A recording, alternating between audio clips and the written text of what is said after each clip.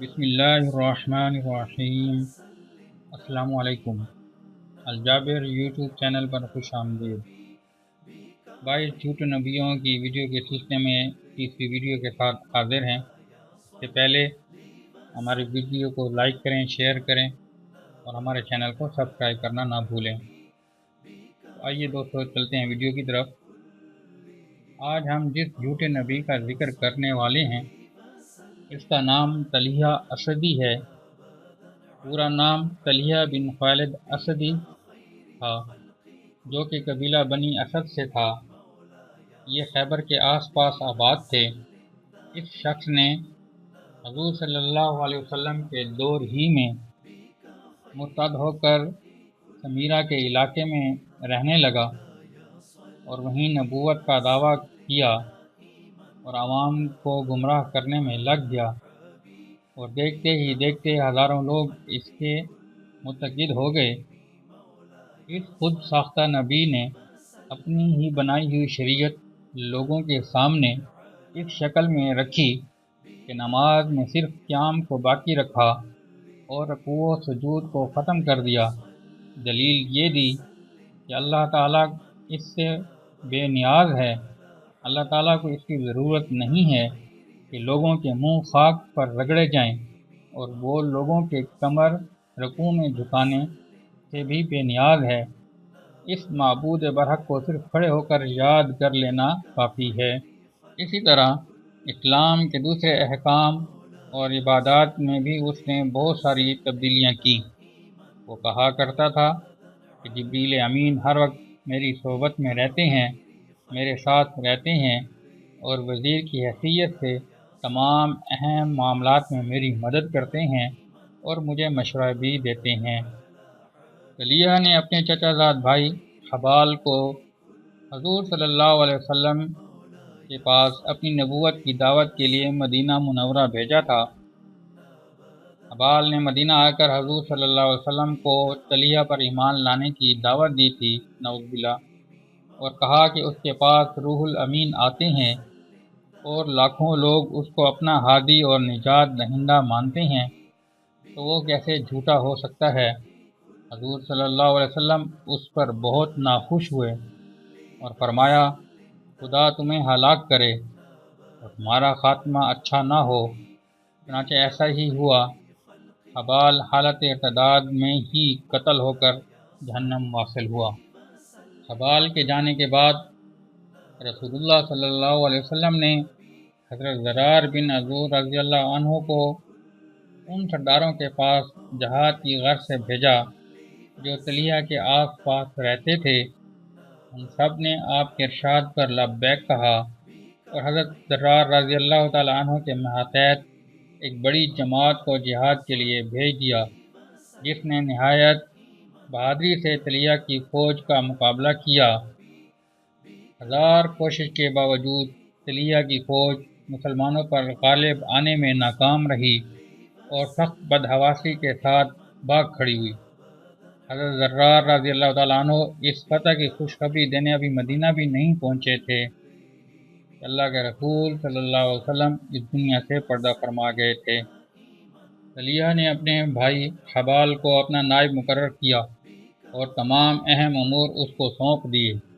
حضور صلی اللہ علیہ وسلم کی وفات کے بعد بہت سے قبائل مرتد ہو گئے اور حبال کے ساتھ مل کر مدینہ شریف پر حملہ کا منصوبہ بنانے لگے۔ چنانچہ سب سے پہلے انہوں نے اپنا ایک قاصد حبال کے قاصد کے ساتھ مدینہ بھیجا اور حضرت ابوبکر صدیق رضی اللہ عنہ سے کہا، ہم نماز تو ضرور پڑھیں گے مگر زکوٰۃ آئندہ سے بیت المال میں نہیں بھیجیں گے۔ حضرت ابوبکر صدیق رضی اللہ تعالی عنہ نے صاف الفاظ میں کہا، اگر تم زکوٰۃ کے اونٹ کی چھوٹی سی رسی بھی دینے سے انکار کرو گے تو میں تم کو قتل کر دوں گا۔ یہ صاف صاف الفاظ سن کر دونوں قاصد واپس چلے گئے اور 3 ہی دن کے بعد حبال نے رات کے وقت مدینہ شریف پر حملہ کر دیا تھا۔ حضرت اسامہ رضی اللہ تعالی عنہ کے لشکر کی روانگی کے بعد بہت تھوڑی سے تعداد میں لوگ مدینہ میں رہ گئے تھے۔ حضرت ابوبکر صدیق رضی اللہ تعالی عنہ خود ان کو لے کر مقابلے کے لیے نکلے اور حبال کے لشکر کو مدینے سے نکال دیا۔ لیکن واقعی میں حبال کے امدادی لشکر سے ٹکراؤ ہو گیا۔ اس لشکر نے مسلمانوں کے سامنے خالی مشقیں جن میں ہوا بھر کے ان کے منہ رسیوں سے باندھ دیے تھے زمین پر بچھا دیں، جس سے مسلمانوں کے اونٹ جن پر وہ سوار تھے بھڑک گئے اور بہت تیزی سے بھاگنے لگے اور مدینے آ کر دم لیا۔ حضرت ابو بکر صدیق رضی اللہ تعالیٰ عنہ نے مدینہ آتے ہی دوبارہ حملے کا منصوبہ بنایا اور تازہ دم مسلمانوں کے ساتھ دشمن کے سر پر جا پہنچے اور اللہ اکبر کا نعرہ لگا کر ان کو قتل کرنا شروع کر دیا۔ اس اچانک حملہ سے دشمن گھبرا گئے، جبکہ مجاہدین نے ان کو اپنی شمشیر زنی کا خوب تختہ مشق بنایا۔ نتیجہ یہ ہوا کہ دشمن طلوع سے قبل ہی بھاگ کھڑا ہوا اور مسلمانوں کو فتح نصیب ہوئی۔ سبحان اللہ۔ تلیہ کے لوگ اس شکست پر جوش انتقام میں بہت سے مسلمانوں کو اپنے اپنے قبائل میں شہید کر دیا۔ یہ خبر جب حضرت ابو بکر صدیق رضی اللہ عنہ کو ملی تو آپ کو بہت رنج ہوا اور قسم کھائی کہ اس کا بدلہ ضرور لوں گا۔ 2 مہینے بعد جب حضرت اسامہ بن زید رضی اللہ تعالیٰ عنہ کا لشکر بھی فتح کے ساتھ آیا تو حضرت ابو بکر صدیق نے حضرت اسامہ کو مدینہ میں اپنا نائب مقرر کیا اور خود مسلمانوں کے ساتھ تلیہ کی سرکوبی کے لیے روانہ ہوئے۔ مسلمانوں نے آپ کو بہت روکا اور قسمیں دیں کہ آپ خود جہاد کی مشقت گوارا نہ فرمائیں، مگر آپ نے ایک نہ سنی اور یہ فرمایا، میں اس لڑائی میں بنفس نفیس اس لیے جانا چاہتا ہوں کہ مجھے دیکھ کر تمہارے دل میں جہاد فی سبیل اللہ کا جذبہ پیدا ہو۔ حضرت ابو بکر صدیق رضی اللہ تعالیٰ عنہ اور دوسرے مسلمانوں نے میدان جنگ میں خوب اپنی شجاعت کے جوہر دکھائے۔ نتیجہ یہ ہوا کہ مرتدین کے ایک مشہور سردار عطیہ کو قید کر کے بنی زیبان کے سارے علاقے پر قبضہ جما لیا۔ دوسرے قبائل نے بھی میدان جنگ سے فرار ہو کر اپنی جان بچائی۔ اس کے بعد امیر المومنین اپنے لشکر کے فوراً مدینہ کی طرف اس خیال سے لوٹ گئے کہیں مرتدین مل کر مدینہ میں کوئی تازہ فتنہ نہ کھڑا کر دیں۔ حضرت ابو بکر صدیق رضی اللہ تعالیٰ عنہ نے مدینہ واپس آ کر تمام اسلامی لشکر کو 11 دستوں میں تقسیم کر دیا تھا اور ہر ایک دستے کے لیے الگ الگ جھنڈے اور امیر مقرر فرمائے۔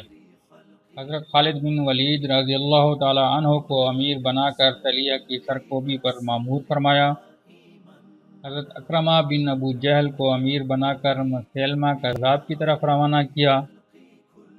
حضرت عدی بن حاتم رضی اللہ تعالیٰ عنہ کو امیر بنا کر قبیلہ طے کی طرف بھیجا، کیونکہ اس قبیلہ نے بھی تلیہ کی مدد کی تھی۔ حضرت عدی رضی اللہ تعالیٰ عنہ نے اپنے قبیلہ میں جا کر اسلام کی دعوت دی اور ان کو انکار کے نتائج سے آگاہ کیا۔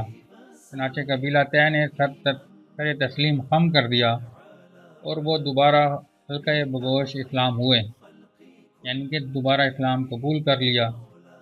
اس طرح حضرت عدی رضی اللہ تعالیٰ عنہ کی دعوت اور تبلیغ سے دوسرے قبائل جو تلیہ کے مددگار تھے دوبارہ مسلمان ہو گئے اور تلیہ سے تعلق ختم کر دیا۔ حضرت خالد بن ولید نے عکاشہ بن محض اور ثابت بن ارقم رضی اللہ عنہ کو تھوڑی سی فوج دیکھ کر تلیہ کی خبر لینے کے لیے روانہ کیا اور اس کا سامنا حبال کی فوج سے ہو گیا۔ اس جھڑپ میں عکاشہ نے حبال کو قتل کر دیا اور اس کی خبر جب تلیہ کو ملی تو وہ خود اپنی فوج لے کر تیزی سے آیا اور مسلمانوں پر ٹوٹ پڑا۔ اس مارکے میں تلیہ نے حضرت عکاشہ، حضرت ثابت بن ارقم رضی اللہ تعالیٰ عنہ دونوں کو شہید کر دیا۔ یہ خبر جب حضرت خالد بن ولید کے لشکر کو ملی تو مسلمانوں کو بہت افسوس ہوا۔ حضرت خالد بن ولید رضی اللہ تعالیٰ عنہ نے اب بغیر وقت ضائع کیے تلیہ سے فیصلہ کن جنگ کرنے کا ارادہ کر لیا اور فوج کو راستہ کر کے تلیہ کی لشکرگاہ کا رخ کیا۔ براخا کے مقام پر دونوں فوجوں کا ٹکراؤ ہوا۔ حضرت خالد بن ولید رضی اللہ تعالیٰ عنہ اور ان کے ساتھیوں نے اس شدت سے حملہ کیا کہ تلیہ کی فوج کو یہ احساس ہو گیا کہ مسلمانوں کا پلہ بھاری ہے اور تلیہ کو شکست ہو جائے گی۔ تلیہ کی فوج کے کمانڈر عیینہ بن حسین تلیہ کے پاس گیا اور پوچھا آپ پر کیا وحی آئی؟ جبرائیل نے کوئی فتح کی خوشخبری سنائی یا نہیں؟ طلحہ جو آدر اوڑھے بیٹھا تھا بولا جبریل ابھی تک نہیں آئے، انہی کا انتظار کر رہا ہوں۔ یانا واپس میدان جنگ میں جا کر جہاں بازی سے لڑنے لگا، پھر دوسری اور تیسری مرتبہ جا کر طلحہ سے وحی کے متعلق پوچھا تو طلحہ نے کہا ہاں جبریل آئے تھے اور رب جلیل کا یہ پیغام دے کر گئے ہیں کہ تیرے لیے بھی شدت جنگ ایسی ہوگی جیسے خالد کے لیے، اور ایک معاملہ ایسا گزرے گا کہ تو اسے کبھی فراموش نہیں کر سکے گا۔ ویانا کو یہ سن کر اس بات کا یقین ہو گیا کہ طلحہ جھوٹا اور خود ساختہ نبی ہے، چنانچہ اس نے میدان جنگ سے اپنے تمام ساتھیوں سمیت فرار اختیار کیا۔ اس کا اثر دوسرے لشکریوں پر بھی ہوا اور انہوں نے بھی فرار کو جنگ پر ترجیح دی۔ اس طرح طلحہ کو فیصلہ کن شکست سے دوچار ہونا پڑا، اس کی تمام امیدیں خاک میں مل گئیں اور اس کی بساط نبوت ہمیشہ کے لیے الٹ گئی۔ طلحہ نے صورتحال کی نزاکت کو دیکھتے ہوئے فرار ہونے میں اپنی عافیت سمجھی اور ایک تیز رفتار گھوڑی پر سوار ہو کر ملک شام کی طرف بھاگ گیا، اور اس کے تمام بقایا لشکر نے دوبارہ اسلام قبول کر لیا۔ سبحان اللہ۔ کچھ عرصے بعد طلحہ کو بھی حق تعالیٰ نے توبہ کی توفیق عطا فرمائی اور وہ بھی مسلمان ہو گیا، اور مسلمان ہو کر حضرت عمر رضی اللہ تعالیٰ عنہ کے زمانے میں شام سے حج کے لیے آیا اور مدینے جا کر آپ کے ہاتھ پر بیعت بھی کی، اور عراق کی جنگوں میں مسلمانوں کے ساتھ مل کر بڑے کارہائے نمایاں انجام دیے۔ خصوصاً جنگ قادسیہ میں طلحہ نے بڑی بہادری اور جوان مردی سے لشکر اسلام کا دفاع کیا۔ اللہ تعالیٰ ہماری اس چھوٹی سی کاوش کو قبول کرے اور ہمیں بھی اپنے نبوت کے سپاہیوں میں شامل فرمائے تاکہ ہماری بھی نجات کا سماں ہو سکے۔ شکریہ۔